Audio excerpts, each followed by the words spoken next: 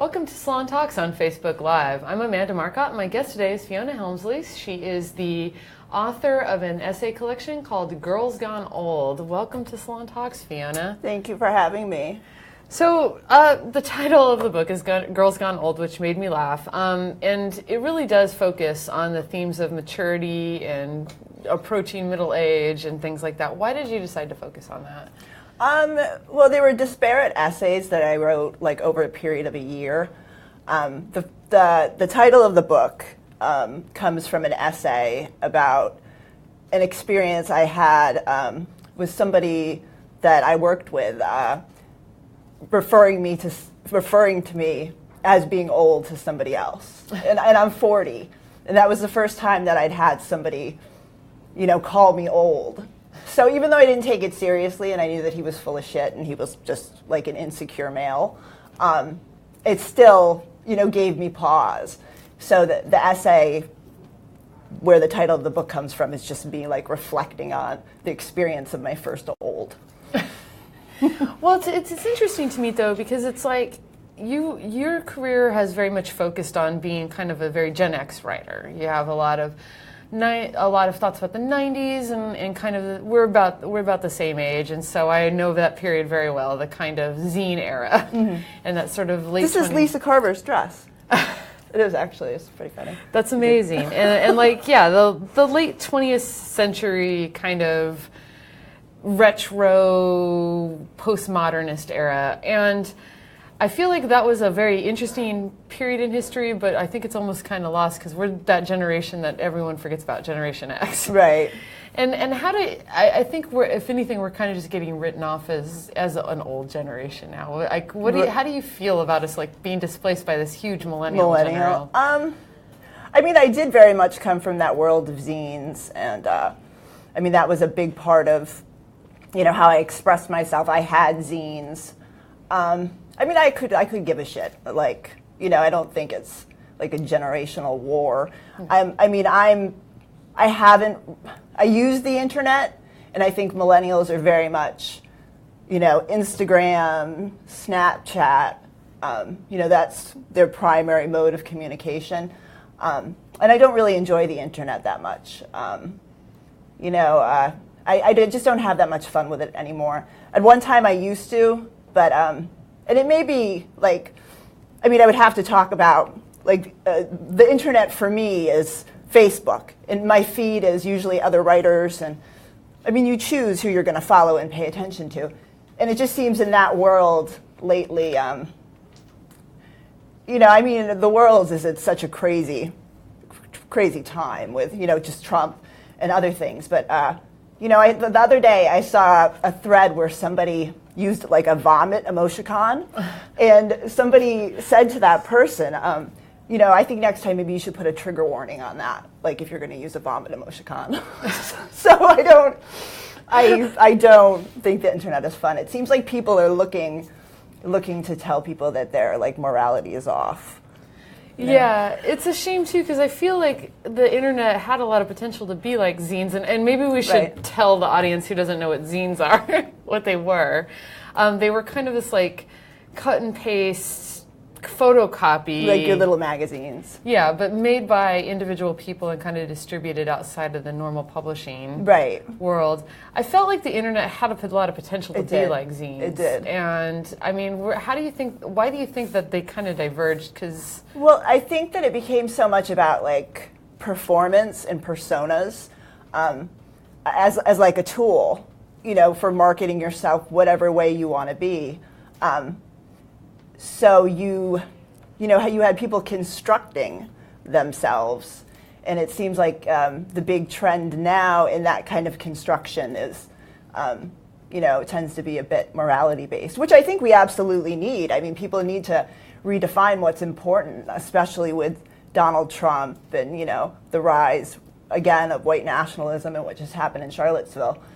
But just some of it online is very nitpicky, and I think more divisive than actually bringing people together, alienating, Not as creative in a lot of ways. So your book, your adult life it's very memoir based, and your adult life has kind of got two big divergent phases in it. Can you tell me about that and what it says to you about the possibility of change for people? Well, I never went to college. I have a good job now, and that's based entirely on the fact that my boss thought that I would be good at what I do, and not everybody gets that chance if they don't have a college education, and that's something that bothers me. That not a lot of people talk about. How that you have to buy into the middle class nowadays. You have to be. I mean, how much is a year of school? $50,000. You have to be able, and you need 6 years of it. So whatever that math is, you have to be willing to pay that now in order to get into the middle class. Mentorship isn't considered that important anymore. And I think it's totally unfair. And I wish we could turn more towards that. A piece of paper not proving what you know or how good you would be at something. But it's become totally accepted. I mean, that's just the way you're supposed to do it. Yeah, nowadays, I mean, so especially, I think everyone under 30 especially, can't even imagine a world where you could have a middle-class job without a college degree. Right. Even a low-level middle management. Right. Well, and I write about in the book about my parents and my grandparents. My grandfather became an insurance agent. He was in World War II, and then he became an insurance agent, but he never went to school. He never graduated high school. But he was still able to do well and support his family because he was able to essentially get an apprenticeship with somebody. And I mean, that just doesn't happen anymore. You have to be able to buy into the middle class. So speaking of Donald Trump, I feel like this is always inevitable.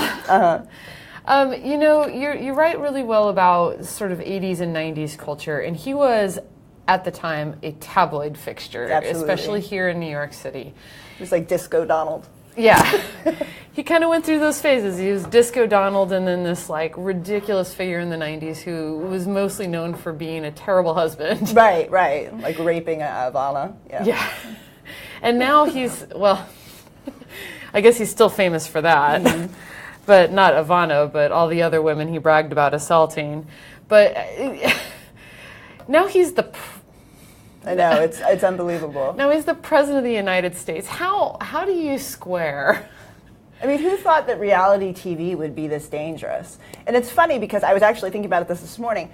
On reality TV, there's this common episode trope where there'll be somebody who in the show who'll be like, I'm real. I can't help that I, can't handle what comes out of my mouth. I'm real. And it's almost, those people would be rewarded almost. And I mean, I think that's totally him. What comes out of his mouth is ridiculous and garbage, but there's a segment of the population who seem to think he's real and, that should be rewarded. But, sometimes what's real isn't the best for everybody else in the world, So. Yeah, it's... Do you think that he was the product then of that kind of culture, that he couldn't have been who he was, he couldn't have gotten as far as he had without reality TV and that sort of constructed ridiculous... Oh, absolutely. And they'll, on MSNBC, they'll go out and interview people who voted for him, waiting to see when they're going to turn. And people who they interview will absolutely say, I watched him on television. The way that the businessman he showed on The Apprentice, made me think that he would be able to pull this off. So it absolutely, and the celebrity of it, the wealth, the beautiful wife. There's some people who have are very impressed by very kind of base things, Just that cheap. Right, absolutely. They think he's like the American dream. But it's so funny because he is the child of a rich family. I mean, he's been bankrupt so many times. To act to this narrative that he's a successful businessman is it's laughable. And yet his name is everywhere, so to a certain kind of person, I think that seems like right. They don't know the difference between productive and just flashy. Right. And I mean, I don't know. There's definitely a deep essay to be written, I think, about like the way that there is this like completely constructed reality around him, and how that like it says something about our larger culture. I want to talk though, because as you mentioned, there was this violence in Charlottesville over the weekend, and none of us can think about anything else, I think, right now. But in your book, you write about you write a lot about violent men, and you write about specifically like tied into youth culture too, especially. And there was Elliot Rodger. You write about him and how what a repulsive person he really was. Dylan Roof, who was one of the Columbine shooter. Oh no, Dylan Roof was the church. Dylan, what was the Columbine? Klebold? Klebold. Yeah. Eric Klebold and Dylan Harris, the Columbine killers, and even Charles Manson, who I think is kind of a precursor to these guys.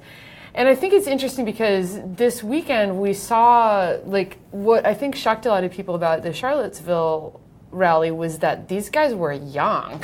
Yeah. Like they were young and they were violent and they were angry. Do you see a connection between some of these school shooters and the guys we saw? Oh, absolutely. I think the single greatest threat, and I'll just say to humanity, at the moment is male fragility and men just not being able to process their feelings of insecurity, their feelings of anger.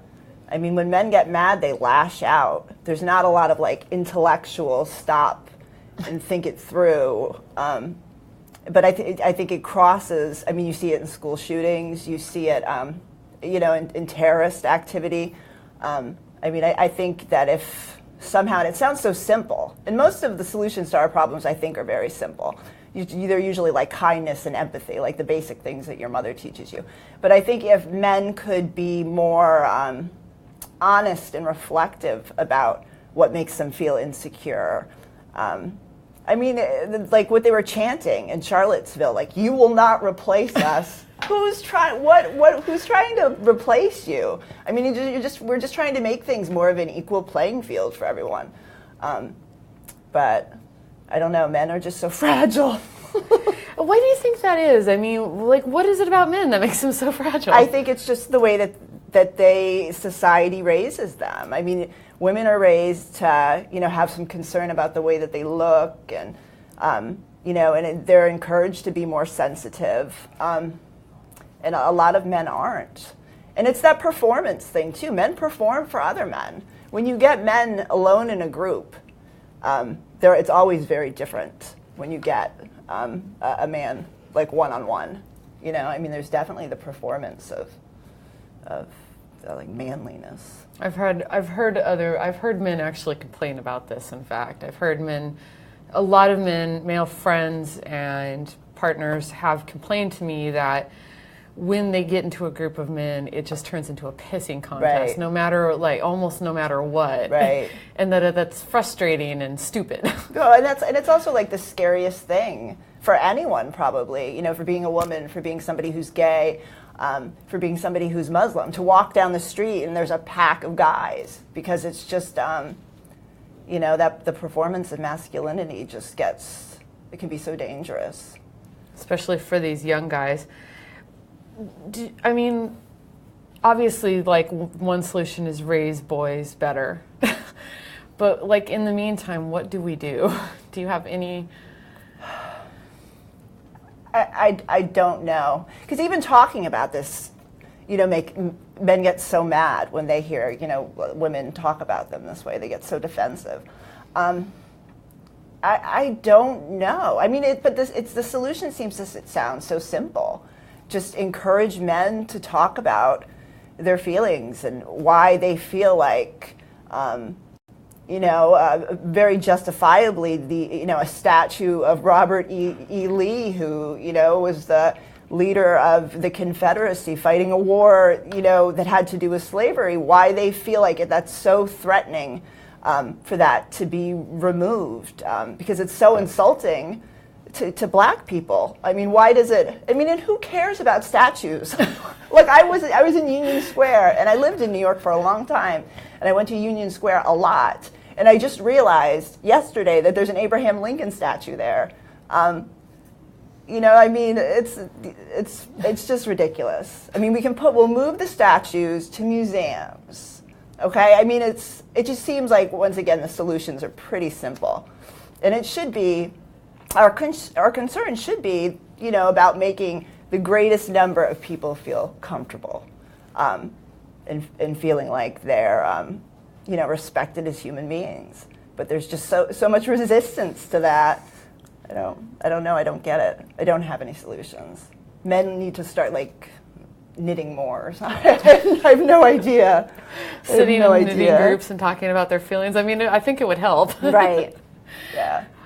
So it's funny to me. I feel like we're kind of fighting a lot of the same battles that we were in the 90s. And a lot of people, I think the younger people that are kind of first entering the public discourse don't remember that we had these fights about political correctness and masculinity and feminism and even things like sex positivity, right, absolutely, and things in the 90s. And I mean, I know that's a big question, but what do you think, like, what from the first time we had these battles?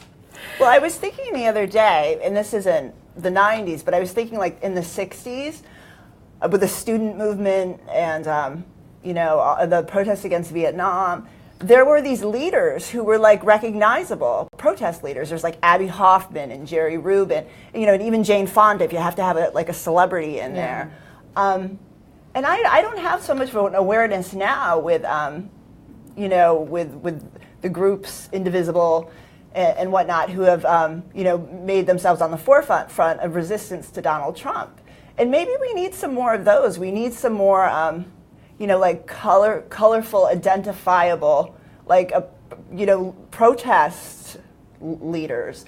And it's funny to me that we don't really have them. It seems like the right does much more, but it seems like a major oversight to me. I mean, we have writers who go out and speak, but there's not so much of like the personalities that there used to be, who would be really interesting to people sitting at home, like you know, watching Jerry Rubin and Abby Hoffman, who were yippies, like try to levitate the Pentagon.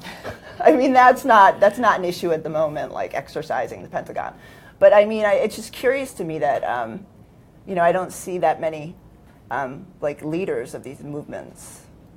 I think it seems to me it's like a part of the aesthetic issue too. That there shouldn't be leaders? No. I mean, no, that I think like in the 60s, activism was so tied to the arts and music, and in the 90s to a large degree too. Like you saw like Riot Girl and the Zinesters and like even good point. To certain, you know, hip hop a lot would all kind of generate these like political ideas, and now I think they feel very divergent. Right, and when you go to, like, I remember the women's rally, like the people up on the podium, like, yeah, Gloria Steinem was there, but it was like Madonna and like other celebrities, you know? I mean, it would be, I think, you know, there's something that's missing, you know, more people who aren't celebrities, you know, becoming more visible. And I mean, I think you do need, and I think it attracts people to have like charismatic, you know, people at the forefront of you know, the resistance. And maybe they're out there. Maybe I'm just not aware of them. But I would think that I would be, you know? Yeah, no, I mean, I think that we're seeing some effective organizing, but I think we're missing that part that's kind of creative that there used to be like in the 60s. Like nobody's done anything like trying to levitate the Pentagon, which wasn't like, they weren't actually serious. But and I understand that these are really important issues. These are like people's lives. But it seems like there's not a lot of humor that I see, especially online, when it comes to things like related to the resistance. And I understand that these are issues that affect me too. I stand to lose my health care. But it's not, I could see, humor is a really effective tool to draw people in and to make people feel like relaxed enough to think that they could be a part. And I just think that some of the quickness you see online with other people telling people that they're wrong about very small things is really kind of counterproductive. Like saying that you should put, you know, that you're wrong for not putting a trigger warning on a vomit emoticon. You know, like trying to shame somebody over that. It's like, I think it's like shooting yourself in the foot.